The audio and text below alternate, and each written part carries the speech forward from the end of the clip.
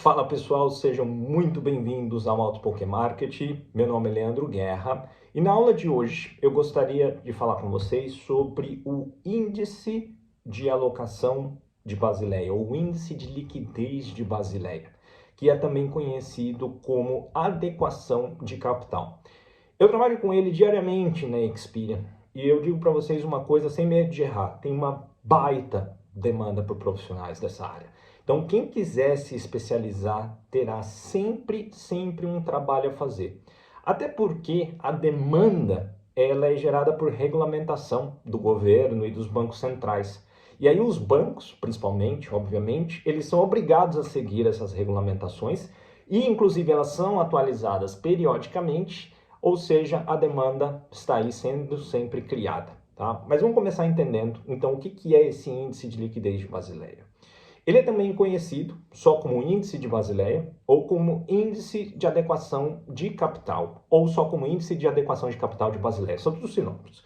Ele refere-se a um conjunto de padrões e regulamentações bancárias válidos internacionalmente que foram estabelecidos pelo Comitê de Basileia sobre a supervisão bancária, que é o BCBS.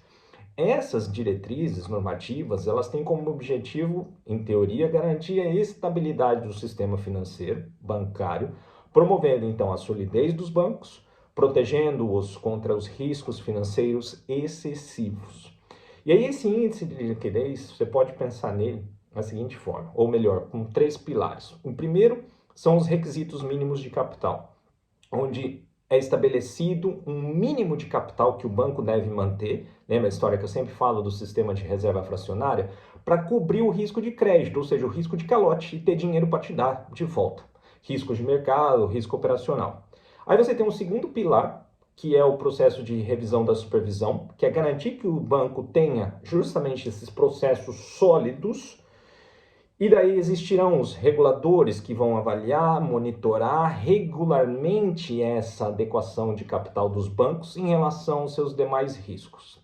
Tem um terceiro ponto, tá, que é a disciplina de mercado, que existe naturalmente que os bancos divulguem essas informações, que eles sejam transparentes sobre a sua estrutura de capital, sobre os seus riscos praticados, para que essa transparência seja de fato alguma coisa consistente, sólida e que ajude a verificar justamente a solidez do sistema bancário. E esse índice, obviamente, ele evoluiu ao longo do tempo, passou por várias versões e atualizações.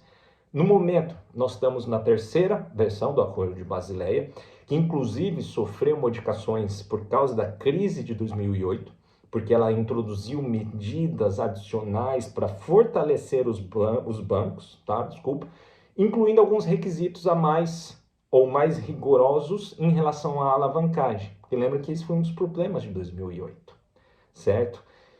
Existe uma fórmula que vai governar isso, que é essa fórmula do índice de adequação do capital de Basileia, que está presente nesse acordo de Basileia 3, que você pode encontrar no site deles. É uma medida que compara o capital regulatório de um banco, tá, com os ativos ponderados pelo risco. Esses ativos vão ser classificados de maneira diferente. A forma é bem simples, tá? O índice de alocação de capital, ele é, portanto, esse capital regulatório dividido por esses ativos ponderados pelo risco.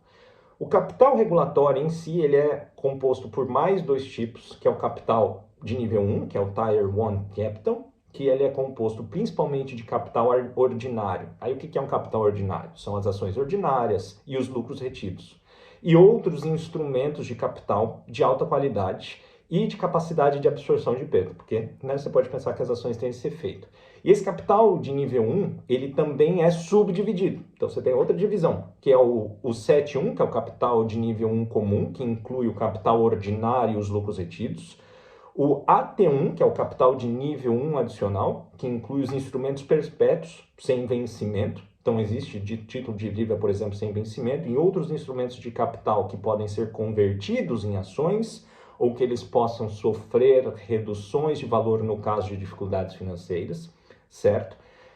Essa é a subdivisão. Aí a gente entra no capital de nível 2, que é o Tier 2 Capital, que ele é composto de instrumentos de dívida subordinadas a outras formas de capital com menor qualidade em comparação àquelas ações, por exemplo, do capital de nível 1. E aí os ativos ponderados pelo risco, né, o RWA, são uma medida dos ativos do banco ajustados ao risco de cada um deles. RWA, entenda-se Risk Weighted Average, tá? Esse RWA ele é calculado levando em consideração o risco de crédito, o risco de mercado e o risco operacional do banco. Aí você para pensar que, então, que de acordo com a Basileia 3, os bancos têm que manter, como eu disse, né, esse índice mínimo de adequação de capital, que é de 8%, ou seja, 8% reserva fracionária no talo, sendo que 4,5% é para o capital de nível 1, 6% para o capital de nível 1 de Tier 1 e 8% para o total de capital, Tier 2 and 2. One and Two, perdão. Né? Além disso, eles também são obrigados a cumprir certos requisitos adicionais. Mas a ideia é saber esses números de cor, principalmente porque você vai, a partir deles, calcular o resto. E por que isso é importante? Em teoria, como eu disse, você teria que manter uma solidez do sistema, certo? Então, ele ajuda a garantir a estabilidade financeira e a solidez dos bancos, bem como evitar um problema mais sistêmico e proteger o sistema financeiro como um todo. E aqui, se eu pudesse, né, pela sua experiência, o que você poderia destacar, certo? Primeiro, essa proteção contra o risco financeiro, já que eu tenho uns requisitos mínimos de alocação de capital para o banco, em teoria eles têm que ter a reserva financeira suficiente para absorver esses riscos, essas perdas, esses impactos, principalmente com risco de crédito ou risco de liquidez, certo? Com isso, em teoria, você evitaria uma crise financeira, porque já que você tem esse padrão de capital e de liquidez rigoroso, horas, você evitaria que um banco tivesse uma má administração, como teve em 2008 ou recentemente agora, porque os bancos são incentivados a manter uma base de capital mais sólida, ter uma prática de gestão mais prudente. Parece que não é isso aí que está acontecendo, certo? Se isso fosse cumprido, a gente então teria a estabilidade do sistema financeiro, porque isso, em um nível mundial, contribui para essa estabilidade, porque está todo mundo seguindo absolutamente a mesma regra. Os bancos seriam, então, menos propensos a falir ou enfrentar problemas de liquidez, que possam ter esse efeito em cascata, né? Começa no Silicon Valley e vai parar no First Republic, no Credit Suisse, Deutsche Bank. Isso aumenta a confiança dos investidores, dos depositantes, dos clientes do banco de um modo geral, porque ao ver que o banco está justamente em conformidade com o índice de Basileia, né, dada essa transparência, toda essa solidez do sistema, você pode ficar tranquilo que aquele seu dinheiro está lá garantido, potencialmente quando você precisar dele de volta você vai ter, porque o sistema bancário está, né, saudável. Em teoria também permite uma concorrência justa, porque você cria um ambiente entre os bancos nas quais um certo nível de agressividade, beleza, existe, mas como todo mundo tem que cumprir a mesma coisa, diferentemente eu vou me colocar a tanto risco, a modo de querer atrair mais cliente, que eu coloque em risco os clientes que já existem. Né? Então, essa ideia desse índice de alocação de capital é justamente essa, garantir a estabilidade financeira. Disso, você pode perguntar o seguinte, fala, porra, Leandro, mas não é o que a gente vê. Não é. Pega esse exemplo recente, Silicon Valley, o First Republic, o Credit Suisse, e agora a gente vai chegar no gigantão, a gente vai chegar no Deutsche Bank, tá? E o que a gente faz com isso? É como eu disse, meus queridos, é um problema, certo? Inevitável do sistema de reserva fracionária.